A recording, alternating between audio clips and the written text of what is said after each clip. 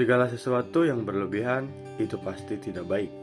Untuk itu harus tahu dulu alasan kita malas. Nah, setidaknya ada 3 alasan kenapa kita malas. Yang pertama adalah we don't know why. Kita nggak punya alasan untuk memulai pekerjaan itu. Dan kita nggak tahu kenapa itu penting untuk kita kerjakan sekarang. Dan alasan yang kedua adalah we don't know how.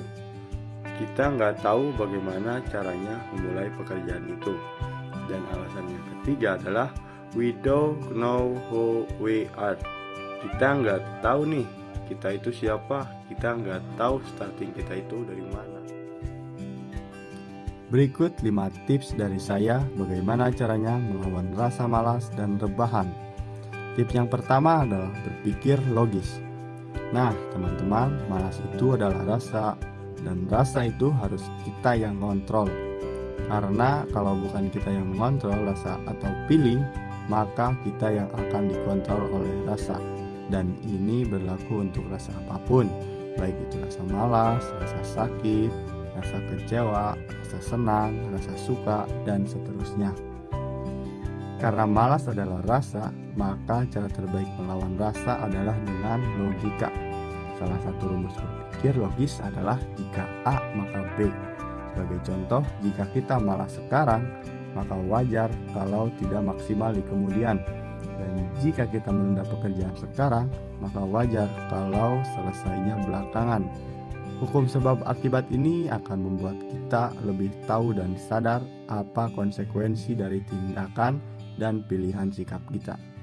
Kalau kita sudah siap dengan konsekuensi dari rasa malas, maka pilihan dan respon kita atas rasa malas itu adalah hasil dari berpikir logis.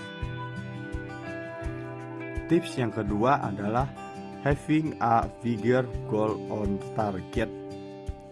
Saat kita sudah mencapai satu goal atau target dalam hidup kita, maka segera set goal selanjutnya yang tentunya lebih besar dan menaikkan targetnya.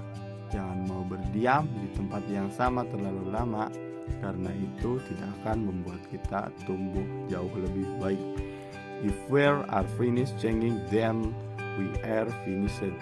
Saat kita berhenti berubah, tentu harapannya adalah berubah ke arah yang lebih baik, maka kita selesai.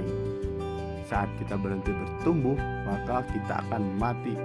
Dan saat kita memperbesar goal kita, saat kita menaikkan target kita, maka dengan kata lain kita akan bertemu dan ditantang dengan masalah yang tentu lebih jauh dan besar. Ini akan membuat kita tumbuh karena menyelesaikan masalah-masalah yang lebih besar, yang otomatis akan membuat kita terus belajar. Dan tips yang ketiga adalah mulai dari hal yang mudah. Maksudnya, saat alam bawah sadar kita sudah menganggap bahwa itu adalah pekerjaan yang mudah, yang gampang, yang menyenangkan, maka secara alam bawah sadar kita, respon kita juga tentu akan bersemangat untuk segera mengerjakan dan menyelesaikannya. Dan tips yang keempat adalah mulai dari durasi yang singkat tapi konsisten. Karenanya, ini akan membuat kita nagih dengan melakukan repetisi terus-menerus dan konsisten, maka kita bukan hanya sekedar paham, namun juga semakin nempel di pikiran kita. Habit yang kita lakukan terus-menerus secara konsisten, maka dia akan jadi karakter. Dan tips yang kelima sekaligus yang terakhir adalah having positive circle. Artinya kita punya social control, kita punya komunitas, dan yang paling penting adalah kita mempunyai mentor yang tepat. Karena kita adalah siapa kita bergaul. Dan hanya ada 2 pilihan teman-teman.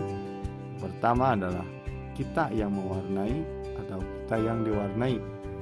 Nah, biasanya sebagai anak muda, itu kita yang diwarnai dan dibentuk.